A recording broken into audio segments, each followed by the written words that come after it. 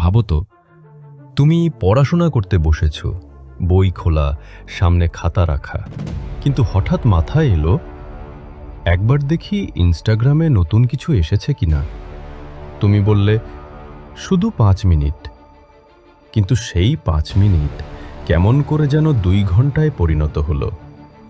এমনটা কি তোমার সাথেও হয়? বন্ধুরা, এটা শুধু তোমার সমস্যাই নয়। আজকের দিনে 90% তরুণ তরুণী মোবাইল আসক্তির শিকার। তুমি 5 মিনিটের ব্রেক নিতে চাও, কিন্তু সেই ব্রেক তোমার ভবিষ্যৎ ভেঙে দিচ্ছে।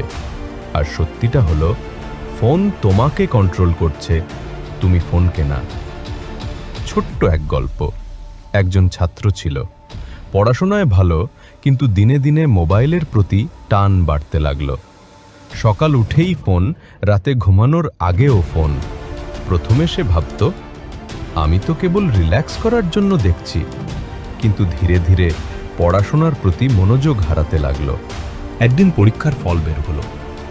ক্লাসে যাকে সবাই প্রথম হওয়ার প্রত্যাশা করত, সে নামলো একেবারে মাঝামাঝি। সেদিনই সে বুঝল, মোবাইল কেবল বিনোদন নয়, জীবনের সবচেয়ে বড় নেশা হয়ে দাঁড়িয়েছে। আসল সমস্যা কি? তুমি যখন সোশ্যাল মিডিয়া স্ক্রোল করো, তখন তোমার মস্তিষ্ক ডোপামিন রিলিজ করে। এটা ছোট্ট আনন্দ, ছোট্ট খুশি, কিন্তু তার বিনিময়ে তুমি হারাচ্ছ তোমার কনসেন্ট্রেশন পাওয়ার, তোমার সময়, আর সবচেয়ে খারাপ হলো তোমার স্বপ্ন। একটা সহজ উদাহরণ দিই। তুমি বই পড়ছো, হঠাৎ ফোনে নোটিফিকেশন আসলো। তুমি ভাবলে, দেখি একবার। এরপর তুমি হোয়াটসঅ্যাপ থেকে ইনস্টাগ্রাম, ইনস্টাগ্রাম থেকে ইউটিউব, এভাবেই ঘন্টার পর ঘন্টা নষ্ট। শেষে বই খোলা থাকে, কিন্তু পড়াশোনা হয় না। মোবাইলের নেশা ভাঙার পথ ভয় পেও না, সমাধান আছে। আজ আমি তোমাকে এমন কিছু পদ্ধতি বলবো যা আমি নিজে ব্যবহার করেছি, আর যেটা হাজার হাজার ছাত্রছাত্রীকে মোবাইলের নেশা থেকে মুক্ত করেছে। 1. নোটিফিকেশন বন্ধ করো। তোমার ফোনের সব অপ্রয়োজনীয় অ্যাপের নোটিফিকেশন অফ করে দাও, কারণ প্রতিটি নোটিফিকেশন হলো একটি ফাঁদ, যা তোমাকে মনোযোগ থেকে সরিয়ে দেয়। 2. 10 মিনিট রুল। যখনই মনে হবে একটু মোবাইল দেখি, নিজেকে বলো, ঠিক আছে, 10 মিনিট পড়াশোনা করি, তারপর দেখব। বিজ্ঞান প্রমাণ করেছে, যদি তুমি 10 মিনিটের জন্য প্রলোভনকে ঠেকাতে পারো, তবে সেই ইচ্ছে ধীরে ধীরে মরে যায়। 3.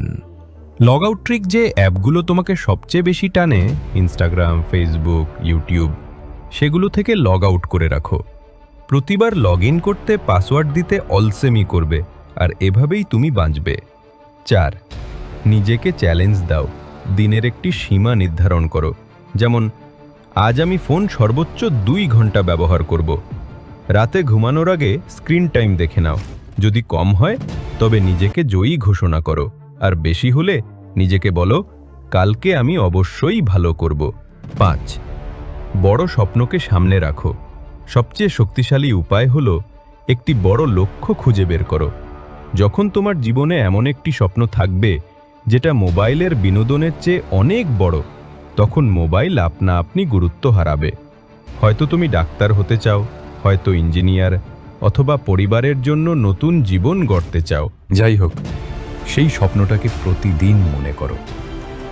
একটা প্রশ্ন, তুমি কি সত্যিই তোমার ভবিষ্যৎকে লাইক, কমেন্ট আর নোটিফিকেশনের কাছে বন্ধক রাখবে, নাকি নিজের হাতে নিজের ভাগ্য গড়বে?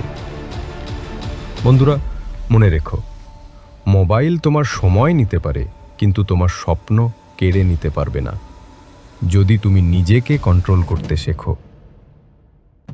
শেষ কথা, আজই সিদ্ধান্ত নাও, আজই মোবাইলের নেশা থেকে এক ধাপ দূরে যাও। বন্ধুরা, যদি এই গল্প তোমাকে অনুপ্রাণিত করে থাকে, তবে সাবস্ক্রাইব করো আমাদের চ্যানেল জিতবই আমি। ভিডিওটা লাইক করো, কমেন্ট করো, আর বন্ধুদের সাথে শেয়ার করো, কারণ হয়তো তোমার একটা শেয়ারই কারো জীবন বদলে দিতে পারে।